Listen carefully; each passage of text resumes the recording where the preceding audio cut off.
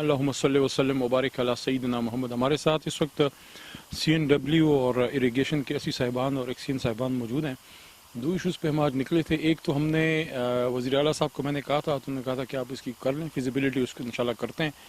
کہ Swat express way سے ہم مالاکنڈ روڈ جو NA22 یہ ادھر میرے علاقے میں تخت بئی جلالہ اس ایریا کو ہم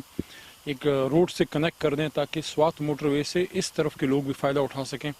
جو تخت بھائی ہے، مدے بابا، پیر صدی اور شیر گڑھ، جلالہ، پرخی، یہ سارا ایریا اس طرف ہے، سوات موٹر وے کے قریب ہے لیکن اس سے دور ہے کیونکہ کنیکٹنگ روڈ نہیں ہے۔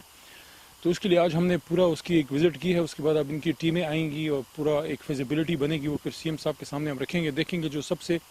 موسٹ فیزیبل روٹ ہو، جس سے زیادہ علاقے کنیکٹ ہو سکیں۔ صرف ہم نے سوات موٹر وے کو، سوات ایکسپریس وے کو مالاکنڈ روڈ سے کنیکٹ ہی نہیں کرنا، بلکہ ایسے روڈ سے کنیکٹ کرنا ہے جس سے میکسیمم لوگوں کو فائدہ جو ہے وہ مل سکے۔ ایک دوسرا اس وقت دوسرا جو آپشن ہے، اس وقت ہم آئے ہیں کوئی برمول کے علاقے میں، پچھلے ہفتے بھی آئے تھے، تو میرے ساتھ اریگیشن کے ایسی صاحب ہیں، ان کی پوری ٹیم ہے کہ یہاں ہم اس علاقے کو پانی کے نیچے کیسے لا سکیں۔ تو 3 آپشن ہیں۔ ایک تو تھوڑا مشکل ہے کہ پانی جو ہے وہ پہلی نیچے نہر دی جا چکی ہے بیز اریگیشن، تو اس سے اوپر پانی آنا تھوڑا مشکل لگتا ہے۔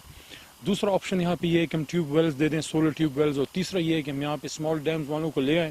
نیکسٹ وزٹ میں، اور یہاں پہ چھوٹے ڈیمز کا ایک پروجیکٹ ہم اگر فیزیبل ہو وہ بنا دیں، تاکہ جس طرح بھی اگر آپ پیچھے مڑ کے دکھا سکیں تو پیچھے ذرا تھوڑا سا موڑ دیں، یہاں پیچھے یہ پانی موجود ہے،